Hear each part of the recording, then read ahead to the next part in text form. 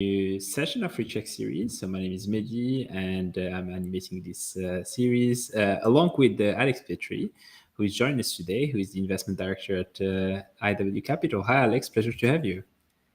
Hi, Maggie. Great to be here. Thanks for the invite again. Thank you very Yeah, much. it's a pleasure to have you, and we've been obviously in contact for quite a long time, and I'm really kind of like eager to kind of know a little bit more about your insights today about the investments that are going on within the IW Capital, but also in the industry generally speaking and broadly speaking. So yeah, maybe shall we start with a quick intro? And Alex, can you tell us please a little bit who you are and what you've been doing? Yeah, absolutely. Great. So I'm Alex Petri. I'm investment director at IW Capital. IW Capital is essentially a private equity venture capital company uh, based here in the UK, and we make uh, investments basically in young companies, but with certain level of maturity. I would consider ourselves as like Series A investors, and we are sector agnostic. But more recently, have invested make investments in sustainability, healthcare, and technology sectors, for example. And so, myself, I have a slightly different background, not traditional venture capitalist background. I'm an engineer by background. I've started my career working with investments, but in investments in infrastructure, and worked for many years in investments in infrastructure, actually in Latin America. I'm from Brazil originally, and actually, at some point in my career, then back in Latin America, I basically, ended up hiring a startup to help us, to help one company, one project in an infrastructure portfolio. And it was a startup with a very interesting concept to automate some of the things using a little bit of IoT and analytics. And this kind of like opened my mind to the early stage sector in a way. Yeah. So basically, after a few research and thought about the sector, I basically ended up deciding to move to UK, and actually I worked for a startup for some time, for a startup called SmartBell, which works in the IoT and AI sector, which was based on the Kerator, and which it was a great opportunity for me actually to, understand a little bit more about the startup world, this scale up world, and this, and also connect with angel investors, with early stage investors, and then basically, in order to expand my network in the UK, I ended up doing an MBA, and which really helped me to get some further skills in investments. And then after that, I've been working basically from there. I've been working on the venture capital and private equity sector, and here we are. So, yeah. That's amazing. And tell us a little bit, Alex, about the IW Capital and like what are the startups that you're interested in investing in right now, and where you're like, do you have any kind of sectors and industries that are you specialized on? Yeah, absolutely. So at IW Capital, we, as I was telling before, like we are sector agnostic, but yeah, we kind of like believe that we don't want to limit ourselves to certain types of sectors. So we like to see some level of maturity in the business and the management team, and some aspects in the business, and to make investment decision. And we believe that we can kind of like find this in many sectors. So this is kind of the reason why we don't want to limit ourselves to a specific sector. There are obviously sectors that we have invested more or less over the years, but this is kind of like the principle. And yeah, so at RW Capital, we kind of invest in, as I said, like typical Series A round. So companies that, generally speaking, are raised from 1 million to 5 million in the first round. But obviously, we like to see the progress and really be partners of this company, this companies in the portfolio and in further rounds. And so this is kind of the way that we work. One thing that kind of like differentiate ourselves is that we are very focused investors. So as I said, we like to act as partners. So we like to, generally speaking, lead the rounds, but also open to co-investment. We like to lead the rounds and to be, you know, be like in the board, and really help the companies on a day-to-day and with the strategy, with future fundraisings, and help the company to execute the vision, really. And so this is one thing. And yeah, another thing is that we also have a flexibility in our investment structure, so we can invest like through equity, EIS or no EIS, but we can also invest other structures, like mezzanine or convertible notes and other types of structures, essentially. That's And super cool. yeah, Yeah, that's amazing. And today, Alex, if you have to kind of like summarize a little bit the challenges that the investment, generally speaking, the investment industry, and also more specifically the VCs are facing, because there's a lot of talk about like a lot of liquidity on the market and a lot of competition. What are the for you like the kind of the challenges that the industry is facing these days, from a kind of a perspective of almost post COVID perspective? yeah, no, great question. I think I think there are a couple of things. Well, I think for us, like the challenge is always like to find, well, to really find companies, quality, with quality, and not only that, like we companies that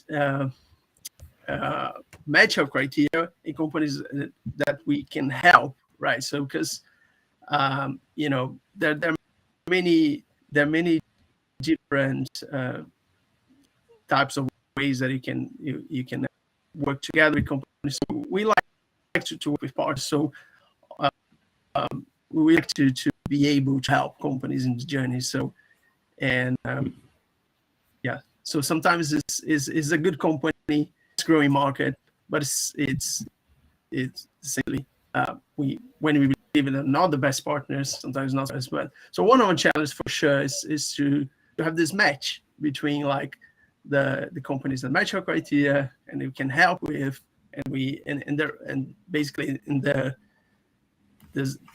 size of investment that we are comfortable with, and the size of investment that the company is looking for as well. So this Yeah. kind of match is always like a challenge, and I think not so sure if it has changed a little bit with the pandemic, but I think it used to be a challenge as well, right? Yeah. I guess the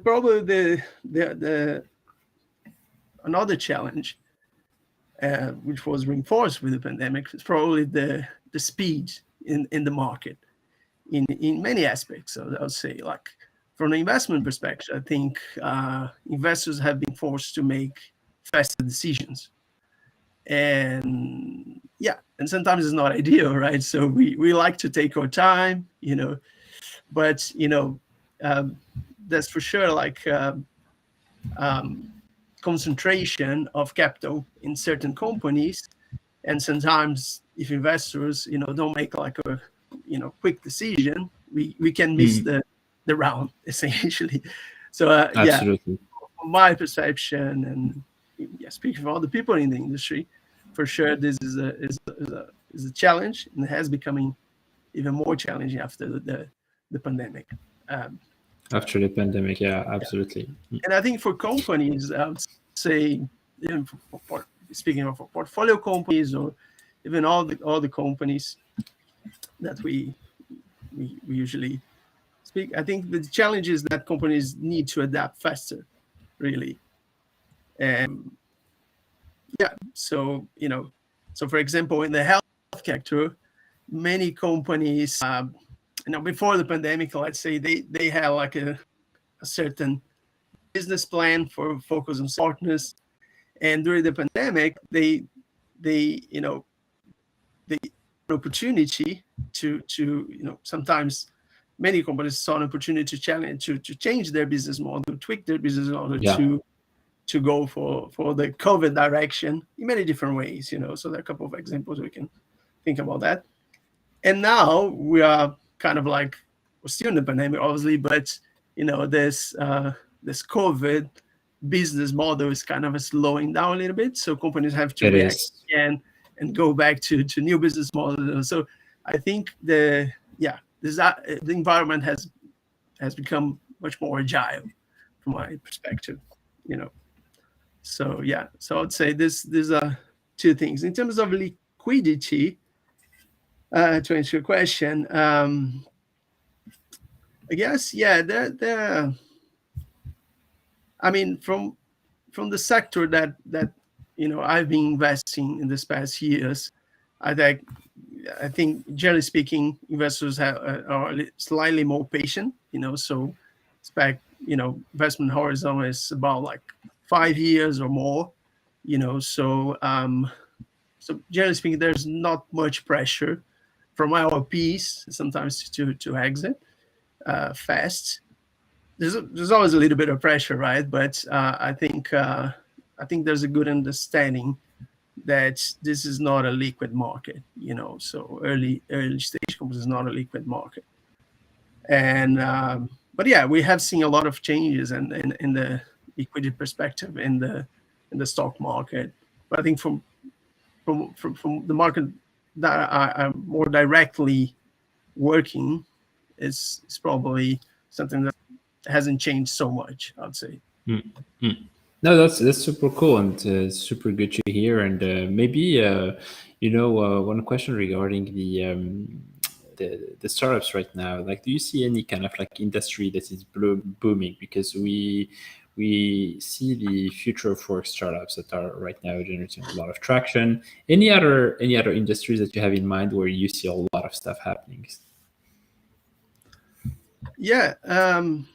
Yeah, there's a lot of going on, definitely. I would say there are a couple of industries that I think they are probably more accelerated than others. I'll Hmm. say probably like the sustainability sector has grew quite a lot, in terms Yeah, of the investment size, and yes, really. So yeah, more and more, companies, they you know they being able to go to the press and to reach customers that they were not able to do so before. So I think yeah, for sure the sustainability sector is one of those. I can speak more about that in a second, but I think that the other sectors probably of the fintech, right, in different ways. I think particularly the blockchain. hmm, Um, I think well, we're seeing like a lot of new things on the NFT markets and DAOs and these things. So I think hmm, they probably more US focus. It's yeah, um, not really related to my day-to-day basis or to the kind of Series A investments in Europe. Well, it depends really, but for us, it's not really a target, but for sure a sector that is changing quite a lot. So we need to be aware of these things for sure.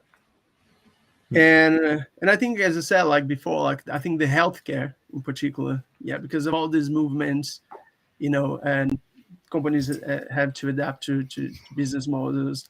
and we realized that our healthcare system was completely old and obsolete, right? So we need like digitalization. We need like AI, machine learn, in many aspects, in many sectors inside the healthcare as a whole, right? So I think probably if I had to say, these are three important ones, but obviously there are more, you know, metaverse, VR, AI, and many more. But happy to discuss each one in more detail. Yeah. Yeah, it's that way. It's super like insightful and very cool. Alex, that you mentioned, these new sectors that are coming, and of course there's like all the Web3 and then the NFTs Yeah. and the crypto world that is coming in force. In terms of like um, any advice that you would give to startups or scale-ups that are right now fundraising, you that who actually is on the other Yeah. side of the investment as a VC, what would you give as an advice, like for startups and scale-ups that are investing? Yeah. No, interesting. I think. Well, I think some maybe it's really important sometimes to go back to the basics of a startup, or or how do you create like a you know you know a new company, an innovative company. I think basics is basically go back to the problem that you're trying to solve, and not Yeah. really the technology, right? So I think you have to really figure out what kind of problem you're trying to solve, right? Mhm. And then you see what's the best technology to apply for it, right? So yeah, so sometimes I think you know sometimes you don't need like a super advanced technology to solve a problem, or to at least start solving a problem, right? Yeah. So sometimes, like giving an example of a healthcare, we still have many processes in the industry, that are manual, right? So you don't need much to digitalize. You don't need necessarily a robot to start. No, Obviously, the absolutely journey will not. become more interesting if you do a roadmap that can show that robots will, for example, will improve this even further, right? But I Mhm. think the basics is like really go in depth to the problem, speak with your customers, clients, and then do a roadmap of the technology and start with a simple solution, simple technology, and make sure that you do this well, and Yeah.